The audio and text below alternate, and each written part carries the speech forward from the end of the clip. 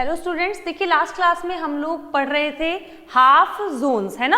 Half Jones के बारे में पढ़ रहे थे, हाफ पीरियड जोन्स के बारे में, और हम लोगों ने निकाल लिया था कि जो पी पॉइंट होता है उस पर जो एम्पलीट्यूड होता है E0n वो प्रोपोर्शनल होता है पाई बी लैम्बडा के और 1 प्लस कॉस थीटा n के और b plus 2n minus 1 lambda by 4 के। इससे हमें एक चीज पता चलती है कि ये इनवर्सली प्रोपोर्शनल है, जैसे जैसे n की वैल्यू बढ़ती है वैसे वैसे एम्पलीट्यूड की वैल्यू कम होती जाती है। यानी कि अगर फर्स्ट हाफ पीरियड जोन से पी पॉइंट पर एम्पलीट्यूड देखें और फिर सेकंड हाफ पीरियड से पी पॉइंट पर एम्पलीट्यूड देखें तो देखिए अगर फर्स्ट हाफ पीरियड से E01 है, सेकेंड हाफ पीरियड से E02 है, थर्ड हाफ पीरियड से E03 है, तो ये कैसे होंगे? डिक्रीजिंग ऑर्डर में होंगे, क्योंकि कह रहा है जैसे जैसे n की वैल्यू बढ़ रही है 1 2 3 ऐसे ऐसे एम्पलीट्यूड कम होता जा रहा है। ठीक है, डिक्रीजिंग ऑर्डर में आएगा। तो आगे लिखेंगे अपन लोग। कल आपने जहां तक किया था, मुझे इक्वेशन तो याद नहीं है कि कौन सी डाली थी इसको, बट जो भी लिखी थी ये वाली जो इक्वेशन थी उसके आगे लिखेंगे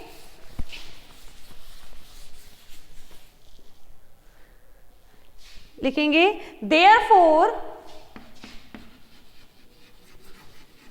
the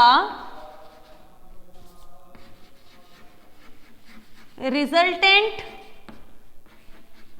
amplitude at point P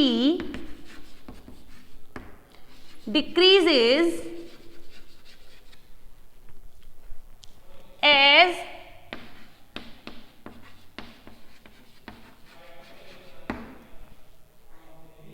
n increases। जैसे जैसे n बढ़ता है वैसे वैसे एम्पलीट्यूड कम होता जाता है। हम मानते हैं लेट E01, E02 ऐसे ही E0n be the amplitudes at point P be the amplitudes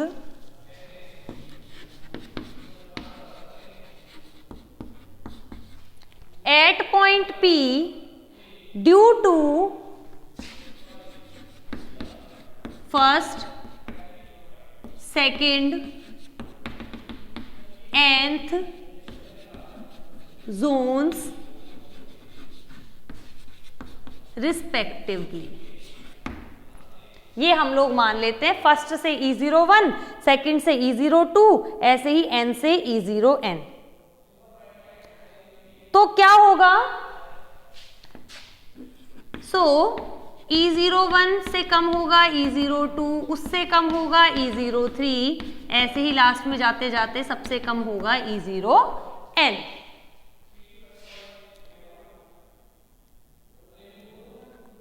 आगे लिखेंगे, हमें एक चीज पता थी। देखिए हमने बताया था कि P पॉइंट पर जो ये वेव्स आ रही हैं इनके बीच में पाथ डिफरेंस λ/2 या फेज डिफरेंस पाई का होता है। फेज डिफरेंस पाई होने का मतलब अपोजिट फेज, यानी पॉजिटिव की जगह नेगेटिव, जैसे कि साइन है। अगर ये 0 है, ये पाई है, ये 2 पाई है। अगर ये ग्राफ 0 से शुरू हो रहा है तो पहले पॉजिटिव, अगर ये ग्राफ पाई से शुरू होगा तो नेगेटिव, ऐसे ही 2 पाई से शुरू होगा तो पॉजिटिव, फिर 3 पाई पे आएगा तो नेगेटिव। इसीलिए पाई फेज शिफ्ट होने का मतलब या फेज डिफरेंस होने का मतलब होता है कि कोई चीज पहले प्लस थी, मान लो ऐसे थी, पाई का फेज शिफ्ट आने की वजह से, फेज डिफरेंस आने की वजह से वो माइनस में चली जाएगी, यानी ऐसे चली जाएगी। तो क्या लिखेंगे? जो रिजल्टेंट एम्पलीट्यूड होगा वो ऐसे होगा, अगर फर्स्ट पॉजिटिव तो दूसरे का नेगेटिव, क्योंकि पाई का फेज डिफरेंस इन दोनों के बीच में पाई का, अब ये नेगेटिव तो अगला पॉजिटिव, इस तरह से ये चलेगा। तो हम लोग लिखेंगे आगे, as the path difference between the waves, ये तो सब समझाने के लिए था, अभी लिखवा रही हूं, as the path difference between the waves, as the path difference between the waves reaching at point P, reaching point P कहां से? कंसेक्यूटिव हाफ पीरियड जोन से। Reaching point P from 2 consecutive zones, from 2 consecutive zones, क्या होता है path difference? Is lambda by 2 and phase difference is pi. Pi का मतलब 180 degree. So the resultant amplitude at point P, इसे लिखेंगे E0 से या E0 से, पहला पॉजिटिव तो दूसरा नेगेटिव, तीसरा पॉजिटिव तो चौथा नेगेटिव, लाइक दिस, और आगे चलेंगे तो -1 की पावर n-1 E0n, इक्वेशन 1। और इसको अभी मैं बताऊंगी कि लास्ट वाली चीज को मैंने ये क्यों लिखा है, ये मैं आपको अभी बताऊंगी। अभी आप पहले इसको लिख लो। वो nth वाले के लिए है ना, और -1 की पावर जो है वो दिखा रहा है साइन को।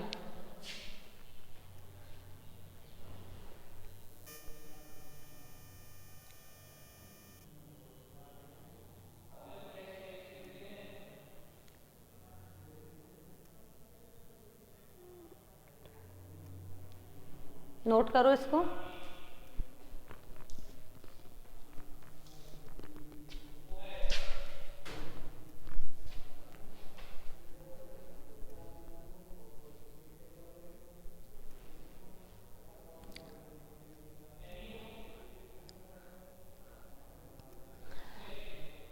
अब इसको समझना।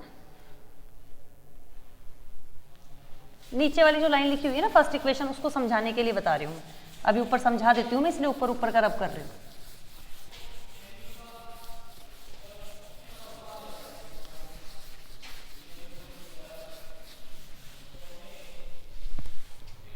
देखिए हमने लिखा E0 1 positive, 2 negative, 3 positive, 4 negative, यानी जब ऑड वैल्यूज आ रही हैं तो वो तो पॉजिटिव, और इवन वैल्यूज जो आ रही है वो नेगेटिव।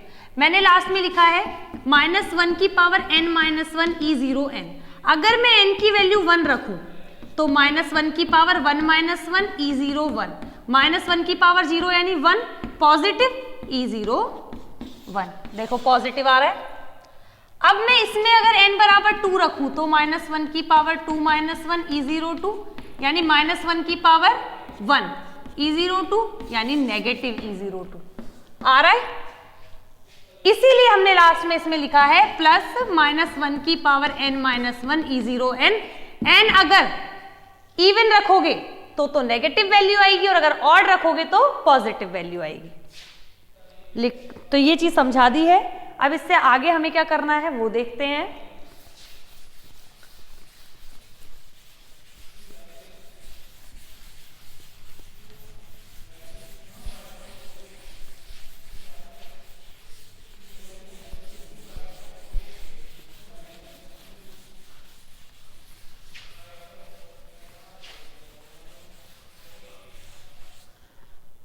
अब देखो, अपन मान लेते हैं एम्पलीट्यूड ऐसे जा रहे हैं, जैसे पहले 10 था फर्स्ट में, फिर 9 हो गया, फिर 8 हो गया, फिर 7 हो गया, ऐसे घटता घटता घटता घटता जा रहा है। क्या मैं इस 9 को ऐसे लिख सकती हूँ क्या, ये इन दोनों का एवरेज या मीन 10 + 8/2 9 आ रहा है। अगर मतलब पहले वाले और तीसरे वाले का मीन कर रहे हैं तो दूसरा आ रहा है। ऐसे अगर मैं तीसरे और पांचवे का, थर्ड और फिफ्थ का मीन यानी कि एवरेज वैल्यू निकालूं तो फोर्थ वाले का आ जाना चाहिए क्या, इन दोनों का करो। 8 + 6/2 आ रहा है। यानी कि अगर मुझे E0 2 निकालना है तो मैं फर्स्ट वाले का और थर्ड वाले का मीन ले लूं। ऐसे ही अगर मुझे E0 4 निकालना है तो E0 3 और E0 5 का मीन ले लूं। सही है क्या? वही करेंगे अब अपन लोग। तो लिखेंगे using the following approximation by using the following approximation.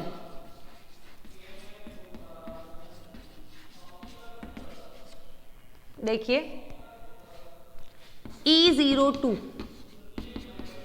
E01 plus E03 by 2, E04 E03 plus E05 by 2 and so on. इसको दे देते हैं इक्वेशन 2। नोट करो इसको।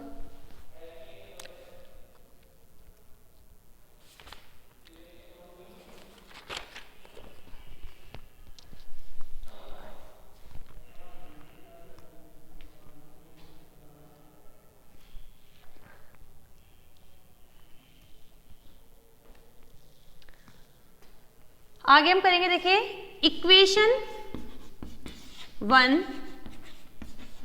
कैन बी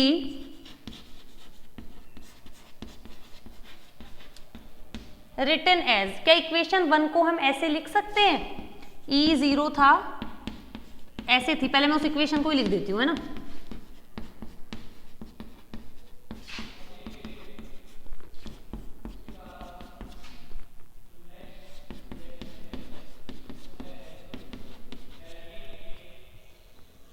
ठीक है, इसको क्या करूं मैं, आधा आधा बांट लूं। E01 को E01 by 2 plus E01 by 2, इसको ऐसा कि ऐसा, इसको आधा आधा, फिर इसको ऐसा कि ऐसा, आगे ऐसे। अब इसका भी आधा इधर और आधा इधर।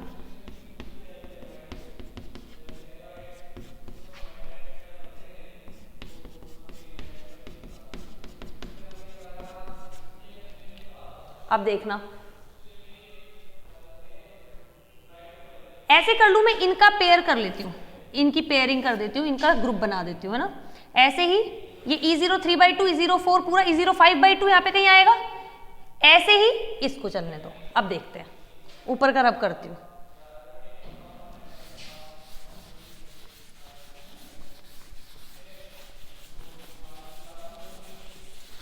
अभी यूजिंग इक्वेशन 2 इन इक्वेशन 3, इसको इक्वेशन 3 दे देते हैं। यूजिंग इक्वेशन 2 इन इक्वेशन 3, ये वाली जो चीज थी E02 वो था E01 प्लस E03 बाई 2 था। इसकी जगह पे वो रख दूं तो क्या आ रहा है, कट रहा है ना। देखो जैसे समझा देती हूं, E01 बाई 2, इसकी जगह पे वैल्यू रख दो E01 प्लस E03 बाई 2, और यहाँ पे क्या है प्लस E03 बाई 2। ये जब ओपन होगा तो इससे ये कैंसिल, इससे ये कैंसिल, पूरा कट गया, खत्म। यानी कि इवन वाली टर्म जो है वो अपने अगल बगल वाली आधी आधी टर्म्स को ले गई। ये वाला 2 है ना, ये आधे 1 को खा गया, आधे 3 को खा गया, बच्चा आधा 3, उसको ये खा गया। 4 जो है वो अपने आगे वाले का आधा खाएगा, पीछे वाले का आधा खाएगा। आधा 3 वाला खा गया, आधा 5 वाला। अब आधे 5 वाले को 6 खाएगा, आधा 6 वाला आधे 5 को खाएगा, आधे 7 को खाएगा। ऐसे ही इस लास्ट वाले का आधा तो यहाँ पे कहीं खा जाएगा कोई, ये बचेगा। यानी कि सिर्फ एक तो ये पहला बच जाएगा और एक पहले का आधा और एक लास्ट वाले का आधा बच जाएगा, क्योंकि ये अंदर वाला आधा है ना, ये भी यहाँ पे कहीं ना कहीं कैंसिल आउट हो जाएगा। यानी इवन वाले सारे काट रहे है ना। ये हमारे पास अभी रिजल्ट आया है। अभी एक बार आप इसको लिखो, जब लिख लोगे ना फिर मैं कुछ बताती हूं।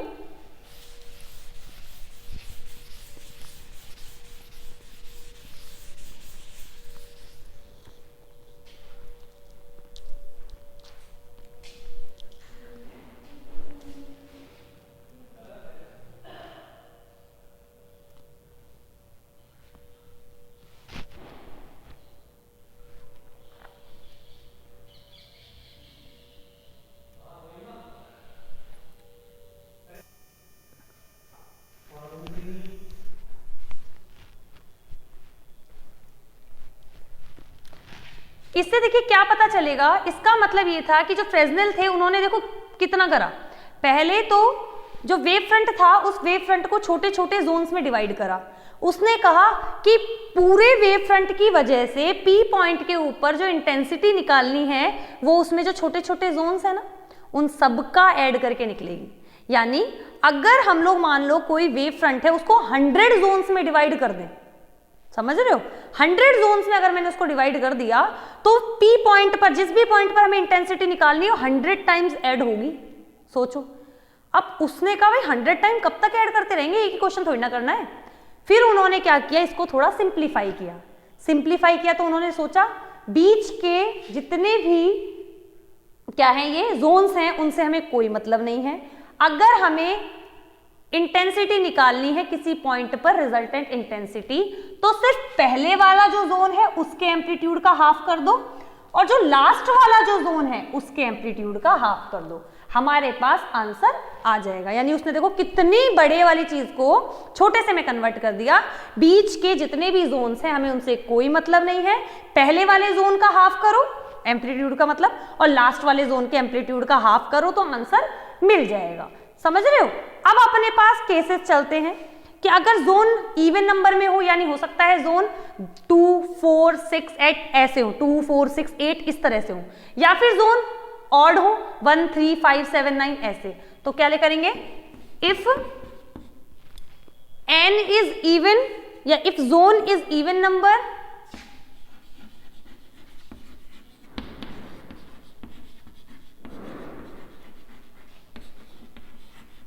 that is n is equals to even, then from equation 4 E0 की वैल्यू क्या होगी, या E नॉट जिसको हम बोलते हैं, E0 1/2 तो वैसा ही रहेगा, प्लस -1 की पावर n -1। अब इसको मैं लिखूंगी नहीं, अब देखो -1 की पावर, ये इवन कोई मतलब मान लिया 2 है, इवन में से 1 घटा तो ऑड रह गया, और -1 पे जब ऑड पावर जाती है तो नेगेटिव, तो यहां पे क्या आ जाएगा नेगेटिव, और यहां पे E0 n/2। यानी अगर जोन्स जो है वो इवन नंबर में हो 2, 4, 6, 8 तो रिजल्टेंट एम्पलीट्यूड क्या होगा, फर्स्ट वाले जोन का हाफ करो, सेकंड वाले जोन का हाफ करो, फर्स्ट वाले जोन का हाफ करो, सेकंड वो लास्ट वाले जोन का हाफ करो और दोनों को माइनस कर दो। यानी कि जब इवन होते हैं ना तो एम्पलीट्यूड कम होता है, पहले वाले में से कुछ माइनस हो रहा है यानी एम्पलीट्यूड घट रहा है, ठीक है। अब सेकंड केस करें, अगर if zone is odd number that is n is equals to odd, then from equation 4 अगर -1 पे ऑड आए तो ऑड में से 1 गया तो इवन बन गया, -1 पे इवन पावर यानी प्लस, तो E नॉट क्या आ जाएगा, E0 1/2 प्लस E0 n/2। यानी अगर जोन नंबर यानी कि जोन्स जो है वो ऑड में हो 1, 3, 5, 7, 9 तो एम्पलीट्यूड देखिए ऐड हो रहा है, चाहे पॉइंट्स में ऐड हो पर ऐड होगा और एम्पलीट्यूड बढ़ जाएगा। तो ये इसको दे देते हैं इक्वेशन 6। नोट करो यहां तक, अभी देखना इसको और भी कम कर देगा ये।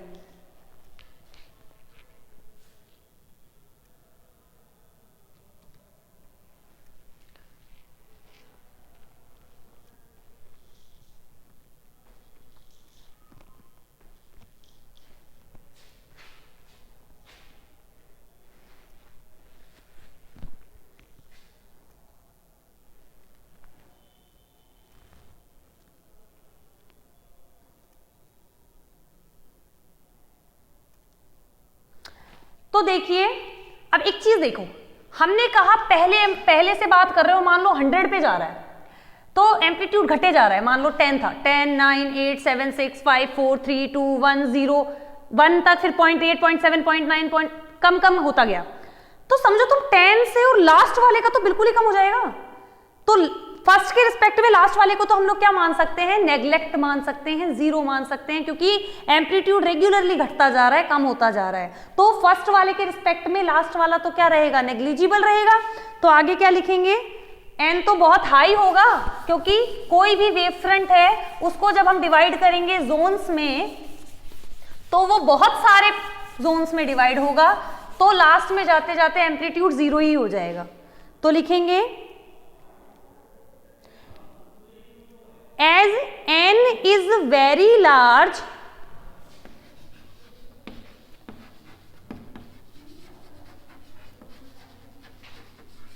सो E0n अप्रोक्सीमेटली इक्वल्स टू क्या हो जाएगा, जीरो हो जाएगा। देन E0 क्या हो जाएगा, चाहे वो प्लस हो चाहे माइनस हो, E0n जीरो हो गया। तो रिजल्टेंट एम्पलीट्यूड हमेशा फर्स्ट वाले जोन से जो एम्पलीट्यूड मिल रहा है उसका ही हाफ होगा। यानी कि देखो फ्रेस्नेल ने क्या किया, पहले उस वेव फ्रंट को बहुत सारे जोन्स में डिवाइड किया, फिर उसको लगी चिंता कि भाई इतने सारों का एक साथ करूं फिर प्लस करूं, तो उन्होंने कहा भाई इतना मत करो, पहले वाले का हाफ करो, लास्ट वाले का हाफ करो, अगर इवन है तो माइनस कर दो, ऑड है तो प्लस कर दो। फिर इसने और भी कम कर दिया, इसने कहा तुम्हें भाई बाहर वालों से किसी से मतलब नहीं, जो पहले आया उसको उठाओ फर्स्ट जोन को और उसका आधा कर दो, जोन चाहे इवन हो चाहे ऑड हो हमें मतलब नहीं है, रिजल्टेंट एम्पलीट्यूड पी पॉइंट पर आएगा फर्स्ट वाले जोन की वजह से जो एम्पलीट्यूड है उसका हाफ। तो लिख देंगे यहां पे दस the resultant amplitude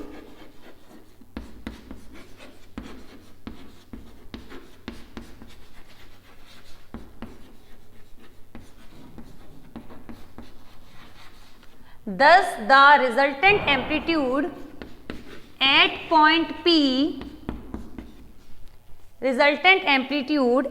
point P is just half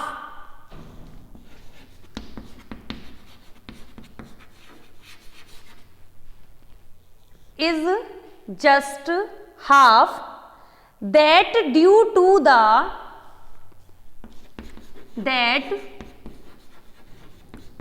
due to the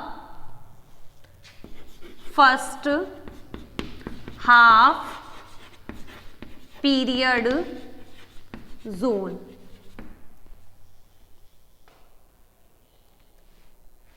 यानी कि P पॉइंट पे जो रिजल्टेंट एम्पलीट्यूड है is just half that due to the first half period zone. First half period zone की वजह से जो एम्पलीट्यूड है उसका हाफ हो जाएगा, नोट करो। फिर इसके बाद अपन लोग इंटेंसिटी निकाल लेते हैं, इंटेंसिटी का तो छोटा सा काम है।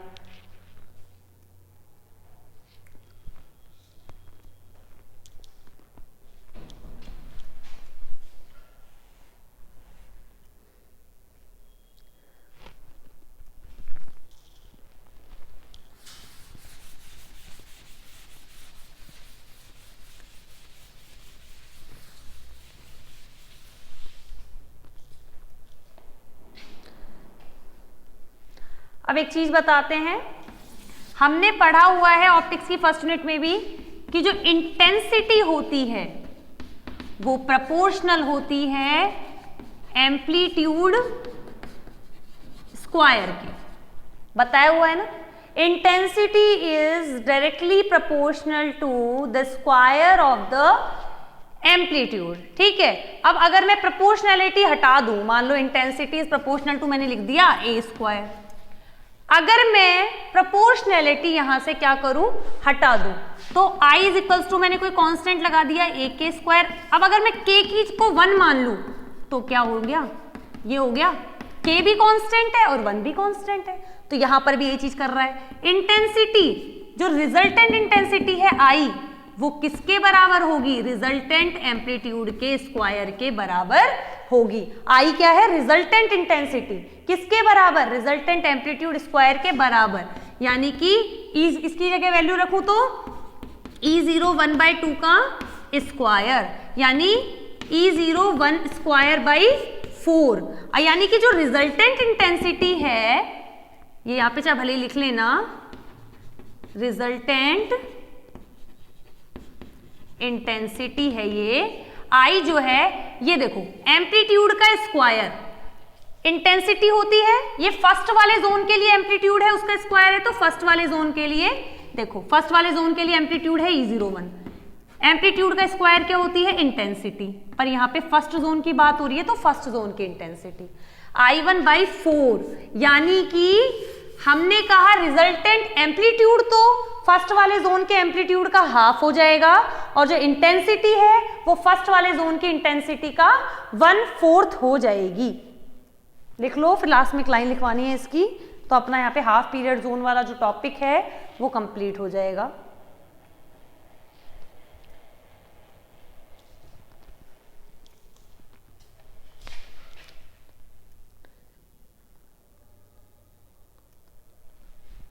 यहां से मिटा देती हूं मैं इसको।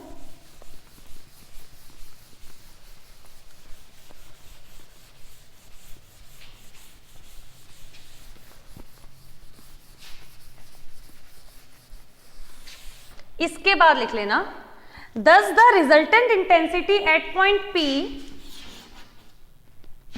thus the resultant intensity at point P is only 1/4, is only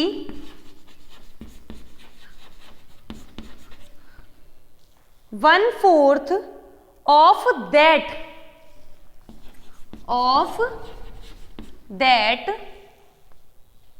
due to the first half period zone, due to the first half period zone. Resultant intensity at point P is only 1/4 of that due to the first half period zone. First half period zone की intensity का 1/4 हो जाती है। लिख लो इसको।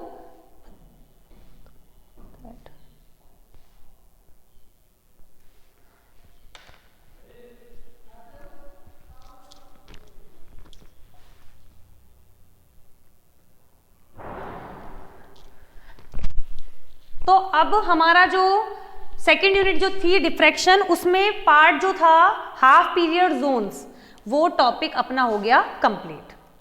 ठीक है, अब ये बहुत इंपॉर्टेंट था क्योंकि फ्रेस्नेल ने जो है वो वेव फ्रंट को ही काफी सारे पार्ट्स में डिवाइड कर दिया, यानी कि हाफ पीरियड जोन्स में डिवाइड कर दिया। अब फ्रेस्नेल के जितने भी डेरिवेशंस होंगे उन सब में वेव फ्रंट को इस तरह से डिवाइड किया जाएगा, इसी तरह से एम्पलीट्यूड्स काम में लिए जाएंगे, तो इसीलिए इसको पढ़ाना इंपॉर्टेंट था और ये बहुत इंपॉर्टेंट भी है टॉपिक। ठीक है, अब नेक्स्ट क्लास में हम लोग जो फ्रेस्नेल ने आगे डेरिवेशंस दिए थे उनको करेंगे।